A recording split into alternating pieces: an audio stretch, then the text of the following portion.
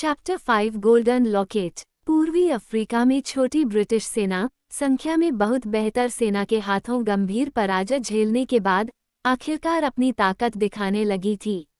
German आक्रमण टूट चुका था और हून अब धीरे धीरे और दृढ़ता से रेलवे के साथ तांगा की ओर पीछे हट रहे थे। जर्मन लाइनों में ये दरार उस यादगार रात को हुई थी जब टार्जन और नूमा शेर ने देशी सैनिकों की बाईं ओर की खाइयों के एक हिस्से को साफ कर दिया था, जब बंदर आदमी ने अंधविश्वासी और आतंक से त्रस्त अश्वेतों के बीच एक भूखे नरभक्षी को छोड़ दिया था। द्वितीय रोडेशियन रेजिमेंट ने तुरंत परित्यक्त खाई पर कब्जा कर लिया था और इस स्थिति से उनकी फ्लैंकिंग फायर ने जर्मन लाइन के सटे हुए हिस्सों को तबाह कर दिया था, जिससे ब्रिटिश सेना के शेष हिस्से के लिए एक सफल रात का हमला संभव हो गया था। कई सप्ताह बीत गए थे। जर्मन लोग पानी रहित, कांटों से ढकी हुई जमीन के हर मील पर हठपूर्वक लड़ रहे थे और रेलवे के किनारे अपनी स्थिति को बनाए रखने के लिए बेताब थे। द्वितीय रोडेशियन के अधिकारियों ने टार्जन ऑफ द एप्स को तब से और कुछ नहीं देखा था जब उसने अंडर लेफ्टिनेंट वॉन गॉस को मार डाला था और जर्मन स्थिति के बिल्कुल बीच में गायब हो गया था, और उनमें से कुछ लोग मानते थे कि वह दुश्मन की सीमा के भीतर मारा गया था।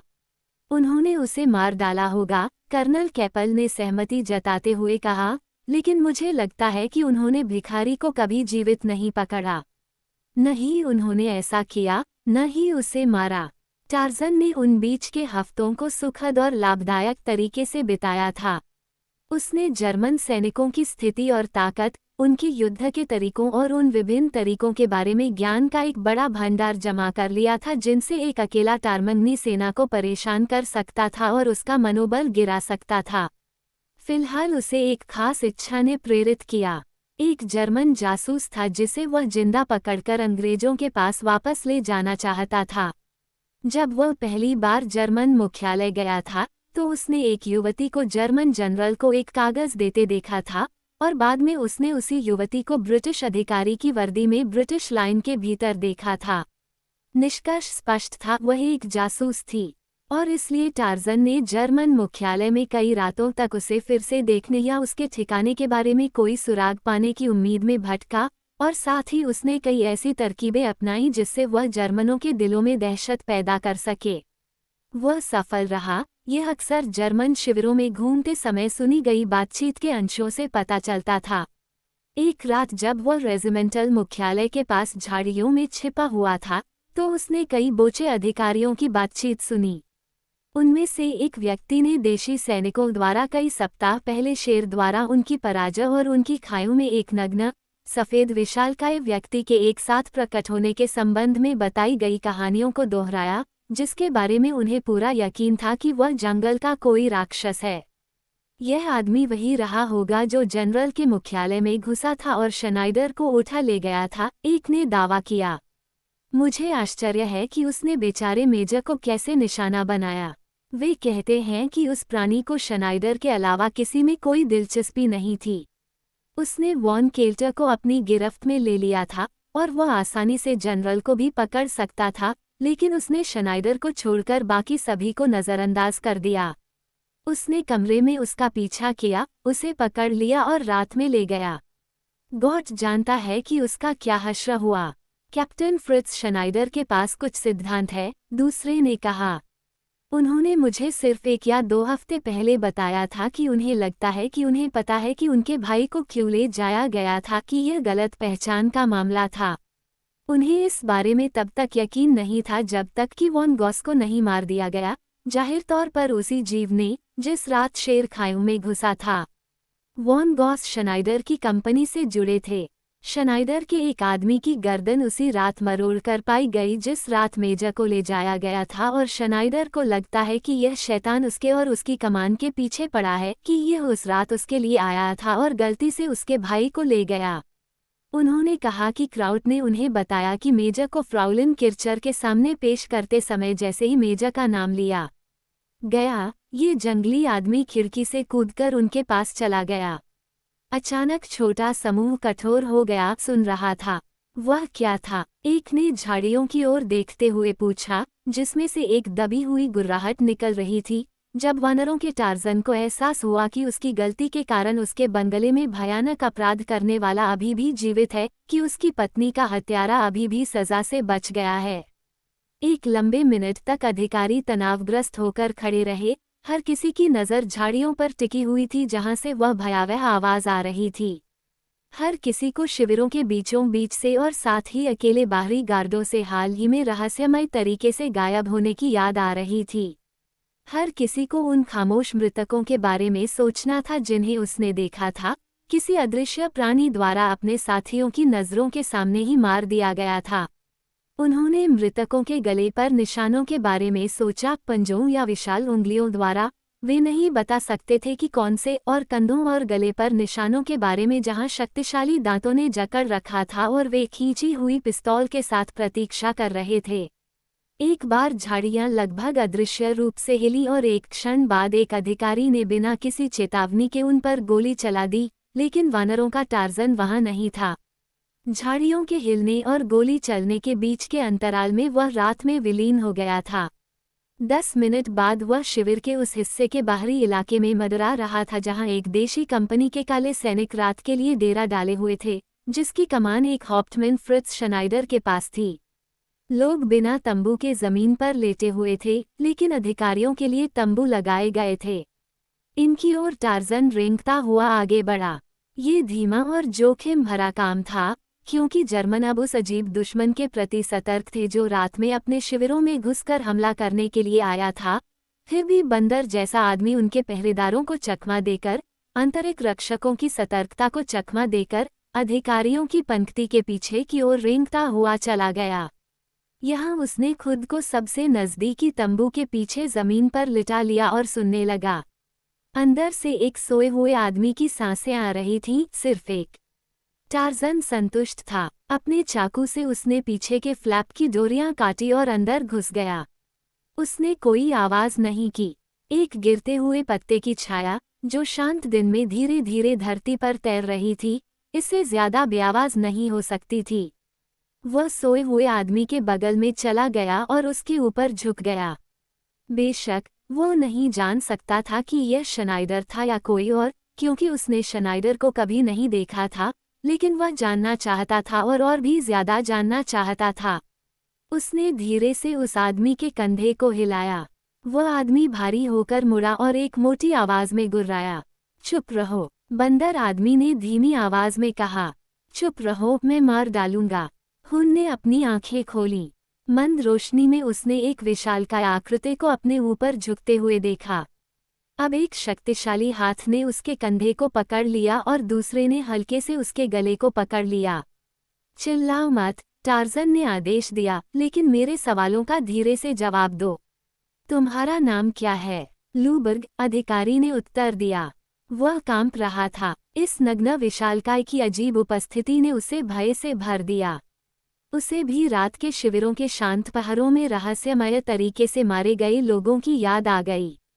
तुम क्या चाहते हो? हाउप्टमैन फ्रिट्ज शनाइडर कहाँ है? टार्जन ने पूछा। उसका तंबू कौन सा है? वो यहाँ नहीं है, लूबर्ग ने उत्तर दिया। उसे कल विल्हेल्मस्टल भेज दिया गया था। मैं तुम्हें नहीं मारूंगा अभी, बंदर आदमी ने कहा। पहले मैं जाकर पता लगाऊंगा कि क्या तुमने मुझसे झूठ बोला है, और अगर तुमने झूठ बोला है तो तुम्हारी मौत और भी भयानक होगी। क्या तुम जानते हो कि मेजर शनाइडर की मौत कैसे हुई? लूबर्ग ने नकारात्मक रूप से अपना सिर हिलाया। हाँ, टार्जन ने आगे कहा, और यह मरने का अच्छा तरीका नहीं था, एक शापित जर्मन के लिए भी नहीं।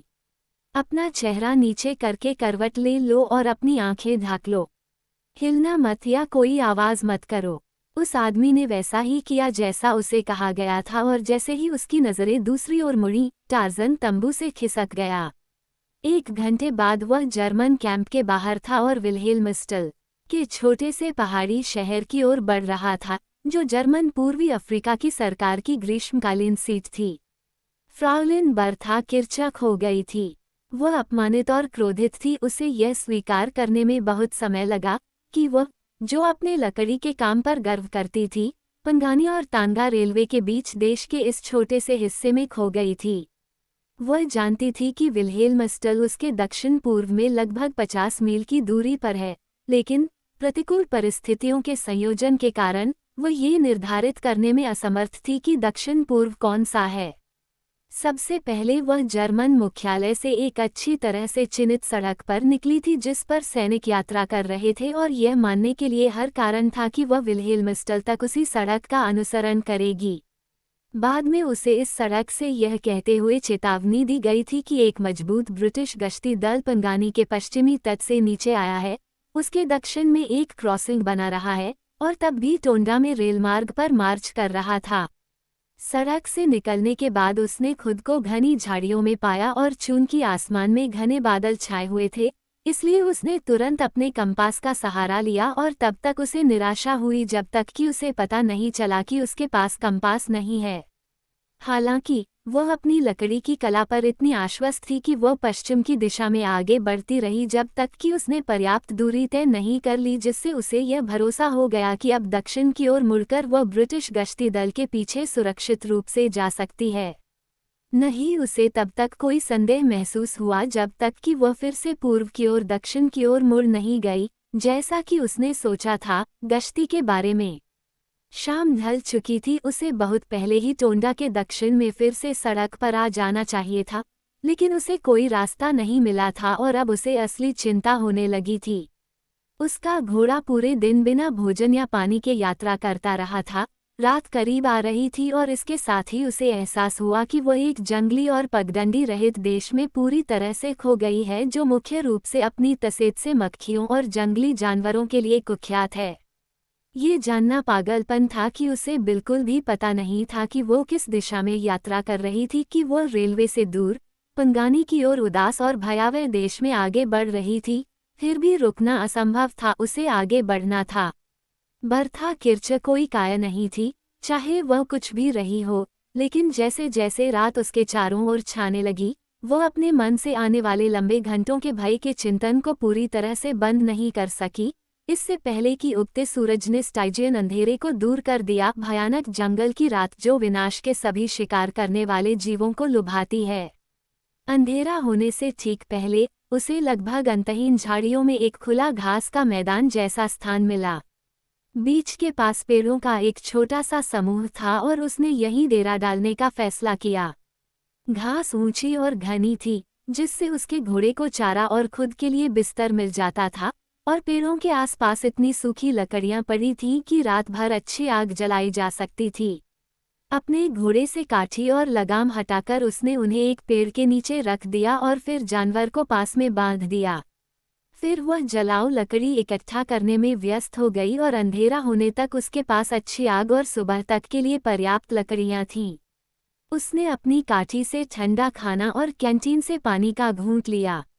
वह एक घूंट से ज्यादा पानी नहीं पी सकती थी क्योंकि उसे नहीं पता था कि उसे और पानी मिलने में कितना समय लगेगा। उसे इस बात का दुख था कि उसका बेचारा घोड़ा पानी के बिना रह जाएगा, क्योंकि जर्मन जासूसों के पास भी दिल हो सकता है और यह घोड़ा बहुत छोटा और बहुत ही स्त्रैण था। अब अंधेरा हो चुका था, न तो चांद था और न ही तारे, और उसकी आग की रोशनी से परे का कालापन और भी बढ़ गया था। वो अपने आसपास घास और पेड़ों की टहनियां देख सकती थी जो अभेद्य रात की ठोस पृष्ठभूमि के खिलाफ शानदार उभरी हुई दिख रही थीं, और आग की रोशनी के अलावा कुछ भी नहीं था। जंगल में सन्नाटा छाया हुआ था। दूर दूर तक उसे बड़ी बड़ी तोपों की हल्की सी आवाज सुनाई दे रही थी, लेकिन वह उनकी दिशा नहीं पहचान पा रही थी। उसने अपने कानों पर जोर डाला जब तक कि उसकी नसें टूटने के कगार पर नहीं पहुंच गईं, लेकिन वह ये नहीं बता पा रही थी कि आवाज कहाँ से आ रही है, और यह जानना उसके लिए बहुत मायने रखता था, क्योंकि युद्ध रेखाएं उसके उत्तर में थीं और अगर वह गोलीबारी की दिशा का पता लगा पाती तो उसे पता चल जाता कि सुबह किस तरफ जाना है। सुबह, क्या वह एक और सुबह देख पाएगी?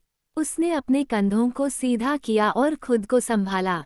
ऐसे विचारों को दूर भगाना चाहिए, वे कभी नहीं होंगे।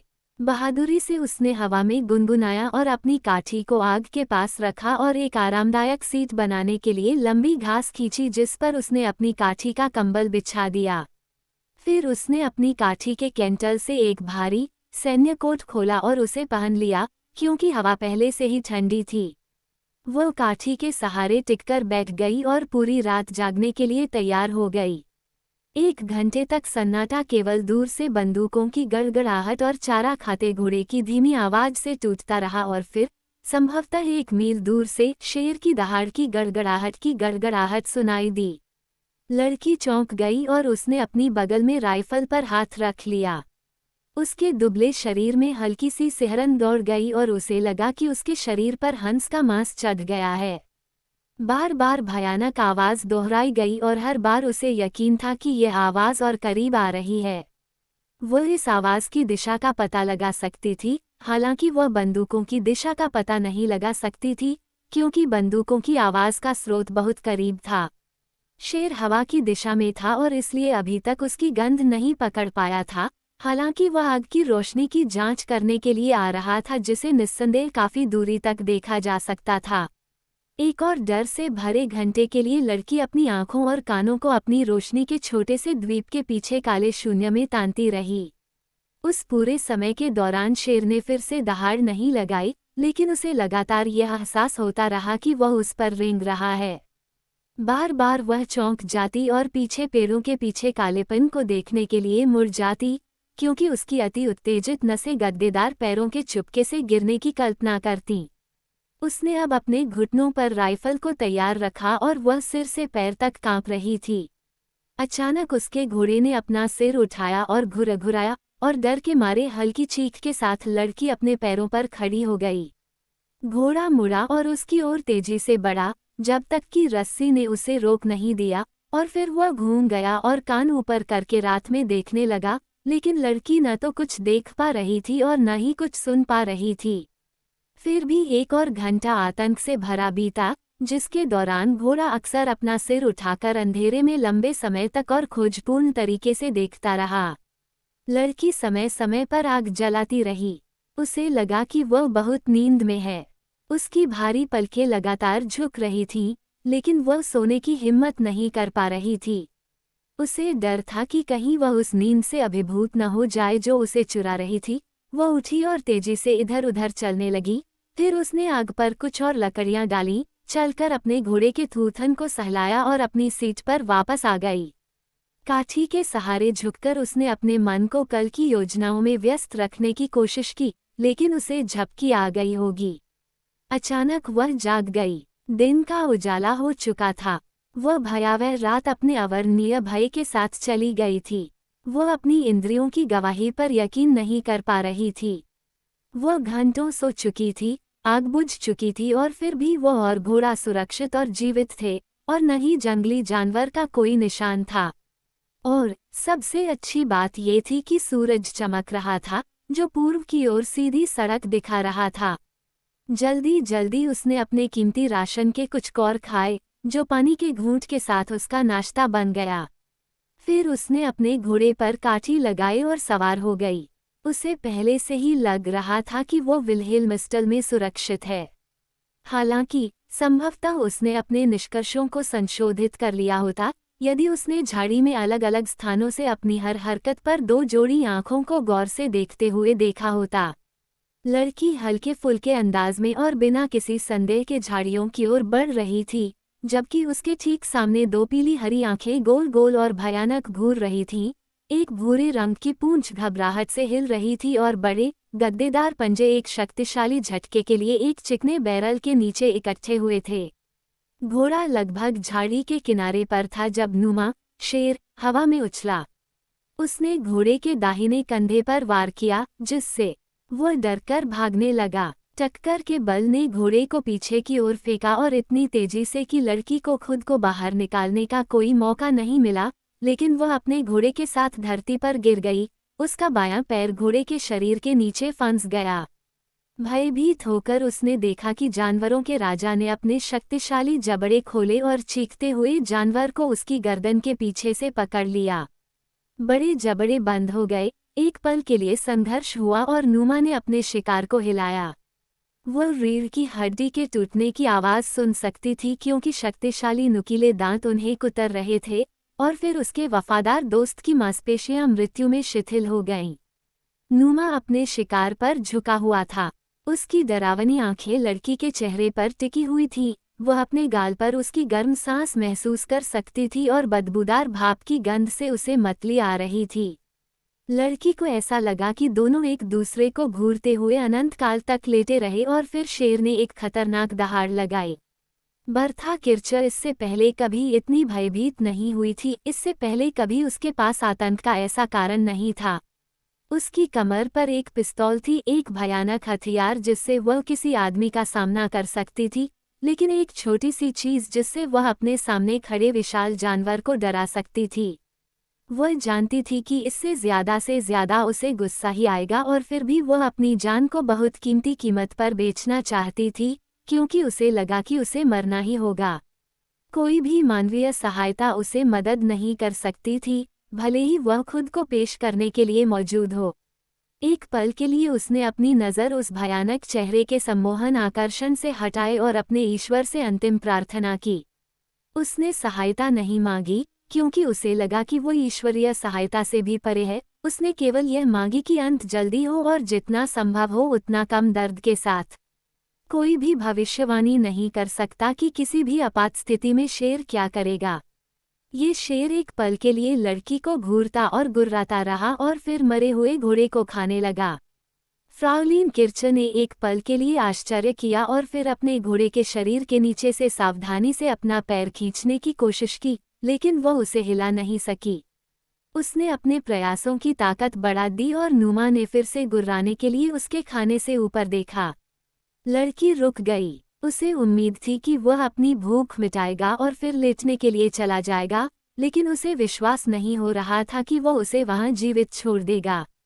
निस्संदेह वह अपने शिकार के अवशेषों को छिपाने के लिए झाड़ी में घसीट कर ले जाएगा और क्योंकि इसमें कोई संदेह नहीं था कि वह उसे अपने शिकार का हिस्सा मानता था, वह निश्चित रूप से उसके लिए वापस आएगा या संभवतः उसे पहले घसीट कर ले जाएगा और उसे मार देगा। नुमा फिर से खाने लगी। लड़की की नसें टूटने की कगार पर थीं।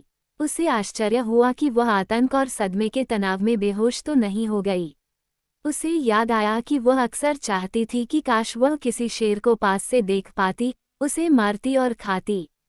भगवान, उसकी इच्छा कितनी यथार्थपूर्ण ढंग से पूरी हुई।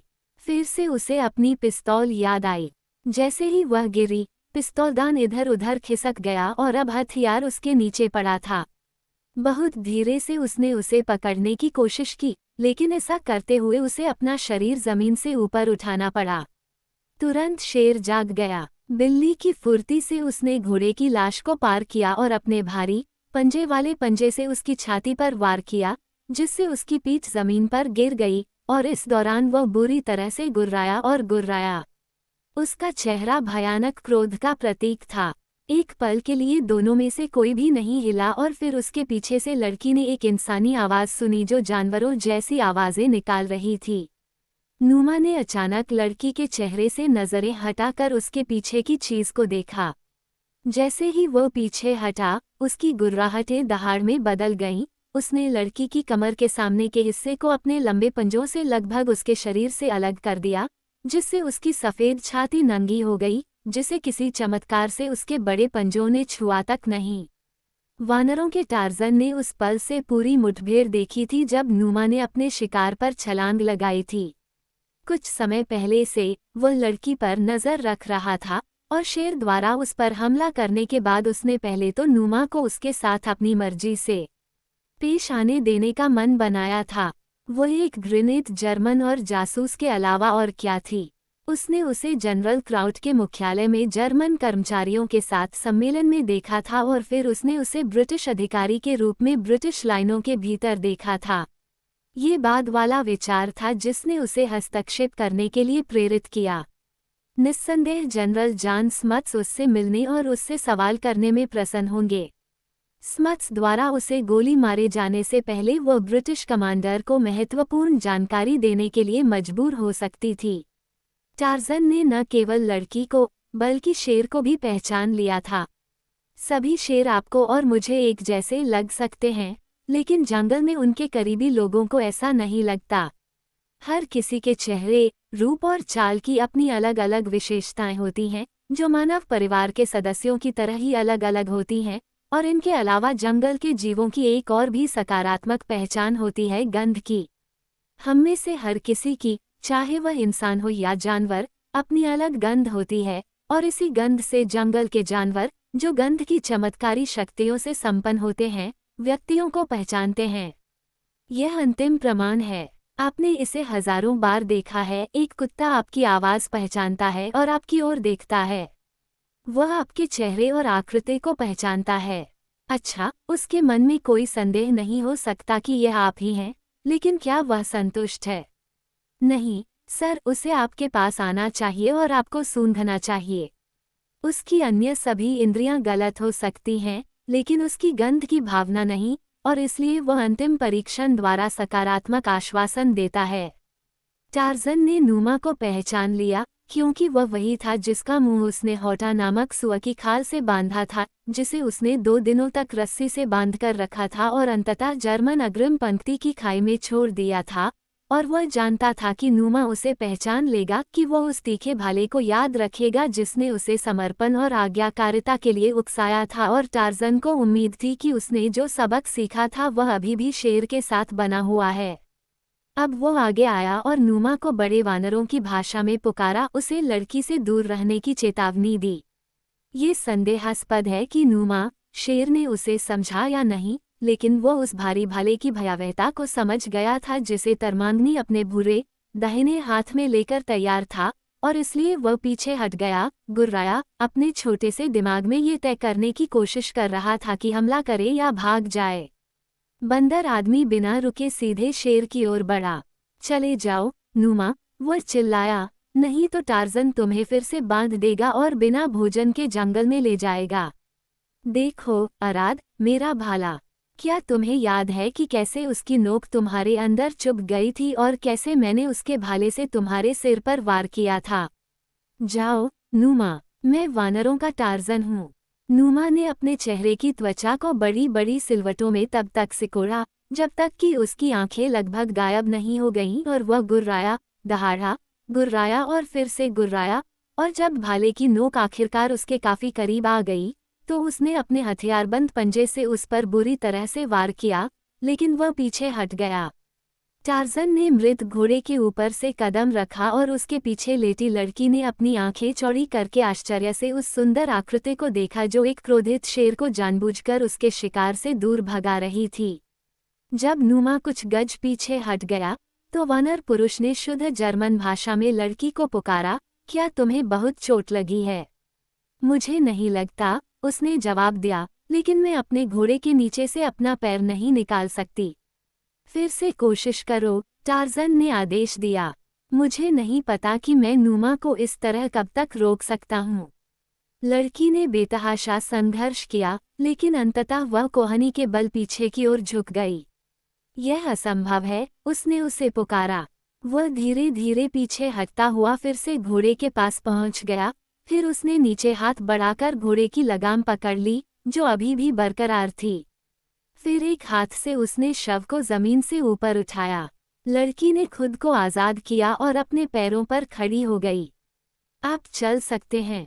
टार्ज़न ने पूछा। हाँ, उसने कहा, मेरा पैर सुन्ना है, लेकिन ऐसा नहीं लगता कि उसमें चोट लगी है। अच्छा, बंदर आदमी ने टिप्पणी की।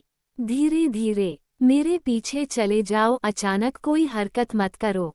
मुझे लगता है कि वो हमला नहीं करेगा। अत्यंत सोच समझकर दोनों झाड़ी की ओर पीछे हट गए। नूमा कुछ पल के लिए खड़ा रहा, गुर्राया, फिर वह धीरे धीरे उनके पीछे चला गया। टार्ज़न को आश्चर्य हुआ कि क्या वह अपने शिकार से आगे निकल जाएगा या फिर वहीं रुक जाएगा। अगर वह उनके पीछे पीछे आगे बढ़ता, तो वे हमला करने की कोशिश कर सकते थे, और अगर नूमा हमला करता, तो बहुत संभावना थी कि वह उनमें से किसी एक को पकड़ लेता। जब शेर घोड़े के शव के पास पहुंचा, तो टार्ज़न रुक गया और नूमा भी, जैसा कि टार्ज़न ने सोचा था कि वह रुक जाएगा, और बंदर आदमी ये देखने के लिए इंतजार करने लगा कि शेर आगे क्या करता है। उसने एक पल के लिए उन्हें देखा, गुस्से से गुर्राया और फिर नीचे ललचाने वाले मांस की ओर देखा। कुछ देर बाद वह अपने शिकार पर झुक गया और फिर से खाना शुरू कर दिया। लड़की ने राहत की गहरी सांस ली, क्योंकि वह और बंदर आदमी शेर की कभी कभार की नज़र के साथ धीरे धीरे पीछे हटने लगे, और जब वे आखिरकार झाड़ी तक पहुंचे और मुड़े और उसमें घुस गए, तो उसे अचानक चक्कर आने लगा, जिससे वो लड़खड़ा गई और अगर टार्ज़न ने उसे नहीं पकड़ा होता तो वह गिर जाती। कुछ ही पलों में उसने खुद पर नियंत्रण पा लिया। मैं कुछ नहीं कर सकती थी, उसने आधे अधूरे माफीनामे के साथ कहा। मैं मौत के इतने करीब थी, इतनी भयानक मौत, इसने मुझे एक पल के लिए बेचैन कर दिया, लेकिन अब मैं ठीक हूँ। मैं तुम्हें कैसे धन्यवाद दे सकती हूँ? ये बहुत बढ़िया था, ऐसा लग रहा था कि तुम उस डरावने प्राणी से जरा भी नहीं डर रही थी, फिर भी वह तुमसे डर रहा था। तुम कौन हो? वो मुझे जानता है, टार्ज़न ने गंभीरता से उत्तर दिया, इसलिए वह मुझसे डरता है। वह अब लड़की के सामने खड़ा था और पहली बार उसे सीधे और करीब से देखने का मौका मिला था। वो बहुत खूबसूरत थी, ये निर्विवाद था, लेकिन टार्ज़न ने उसकी सुंदरता को केवल अवचेतन रूप में ही महसूस किया। ये सती था, इसने उसकी आत्मा को रंग नहीं दिया जो पाप की तरह काली होनी चाहिए। वह जर्मन थी, एक जर्मन जासूस।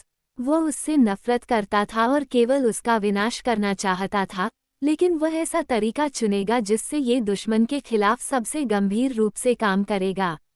उसने उसके नंगे स्तन देखे जहां नूमा ने उसके कपड़े फाड़ दिए थे और वह नर्म, सफ़ेद मांस के खिलाफ झूल रहे थे। उसने वह देखा जिसने उसके चेहरे पर अचानक आश्चर्य और क्रोध की एक भद्दी मुस्कान ला दी, उसकी जवानी का हीरा जड़ित सुनहरा लॉकेट, वह प्रेम चिन्ह जिसे शनाइडर उनने उसकी साथी के स्तन से चुरा लिया था। लड़की ने भद्दी मुस्कान देखी लेकिन उसे सही से नहीं समझा। टार्ज़न ने उसे जोर से हाथ से पकड़ लिया। ये तुम्हें कहाँ से मिला? उसने पूछा और उससे खिलौना छीन लिया। लड़की ने खुद को पूरी तरह से ऊपर खींच लिया। अपना हाथ मुझसे हटाओ, उसने मांग की, लेकिन बंदर आदमी ने उसकी बातों पर कोई ध्यान नहीं दिया, बल्कि उसे और भी जोर से पकड़ लिया। मुझे जवाब दो, वह झल्लाया। ये तुम्हें कहाँ से मिला? इससे तुम्हें क्या लेना देना? उसने जवाब दिया। यह मेरा है, उसने जवाब दिया। मुझे बताओ कि यह तुम्हें किसने दिया, नहीं तो मैं तुम्हें वापस नूमा के पास फेंक दूंगा। तुम ऐसा करोगे? उसने पूछा। क्यों नहीं? उसने पूछा। तुम जासूस हो और अगर जासूस पकड़े जाते हैं तो उन्हें मरना ही चाहिए। तो फिर तुम मुझे मारने वाले थे। मैं तुम्हें मुख्यालय ले जाने वाला था। वे तुम्हें वहां खत्म कर देंगे, लेकिन नूमा ये काम उतनी ही प्रभावी ढंग से कर सकता है। तुम्हें क्या पसंद है? उन्होंने कहा, हॉप्टमैन फ्रिट्ज शनाइडर ने मुझे ये दिया था। तो फिर मुख्यालय ही होगा, टार्ज़न ने कहा। आओ। लड़की झाड़ियों के बीच से उसके साथ साथ चली गई और हर समय उसका दिमाग तेजी से काम कर रहा था। वे पूर्व की ओर बढ़ रहे थे, जो उसके लिए ठीक था, और जब तक वे पूर्व की ओर बढ़ते रहे, वो महान श्वेत बर्बर की सुरक्षा पाकर खुश थी। उसने इस तथ्य पर बहुत अटकलें लगाईं कि उसकी पिस्तौल अभी भी उसकी कमर पर लटकी हुई थी। वह आदमी पागल ही होगा जो उसे उससे नहीं छीन पाया। तुमने ऐसा क्यों सोचा कि मैं जासूस हूँ? उसने लंबी चुप्पी के बाद पूछा। उन्होंने जवाब दिया, मैंने आपको जर्मन मुख्यालय में देखा था, और फिर ब्रिटिश सीमा के अंदर भी। वो उसे वापस उनके पास नहीं ले जाने दे सकती थी। उसे तुरंत विल्हेल्मस्टल पहुंचना था और वह ऐसा करने के लिए दृढ़ थी, चाहे इसके लिए उसे अपनी पिस्तौल का सहारा क्यों न लेना पड़े। उसने उस लंबे कद वाले व्यक्ति की ओर एक नज़र डाली। कितना शानदार प्राणी, लेकिन फिर भी वह एक क्रूर व्यक्ति था जो उसे मार सकता था, या अगर वह उसे नहीं मारती तो उसे मरवा सकता था। और लॉकेट, उसे वह वापस चाहिए था, उसे विल्हेल्मस्टल तक पहुंचने में विफल नहीं होना चाहिए। टार्ज़न अब उससे 1 या 2 फुट आगे था क्योंकि रास्ता बहुत संकरा था। सावधानी से उसने अपनी पिस्तौल निकाली। एक ही गोली काफ़ी होगी और वह इतना करीब था कि वह चूक नहीं सकती थी। जब वह सब कुछ समझ रही थी, तो उसकी आंखें भूरी त्वचा पर टिकी हुई थीं, जिसके नीचे सुंदर मांसपेशियां थीं और उत्तम अंग और सिर और चाल ढाल थी, जिसे देखकर पुराने समय का कोई भी घमंडी राजा ईर्ष्या कर सकता था। अपने सोचे हुए कार्य के लिए घृणा की एक लहर उसके भीतर उमड़ पड़ी। नहीं, वो ऐसा नहीं कर सकती थी, फिर भी उसे आज़ाद होना चाहिए और उसे लॉकेट को फिर से अपने कब्जे में लेना चाहिए। और फिर लगभग अंधाधुंध तरीके से उसने हथियार उठाया और उसके बट से टार्जन के सिर के पिछले हिस्से पर जोरदार वार किया। वो एक गिरे हुए बैल की तरह वहीं गिर पड़ा।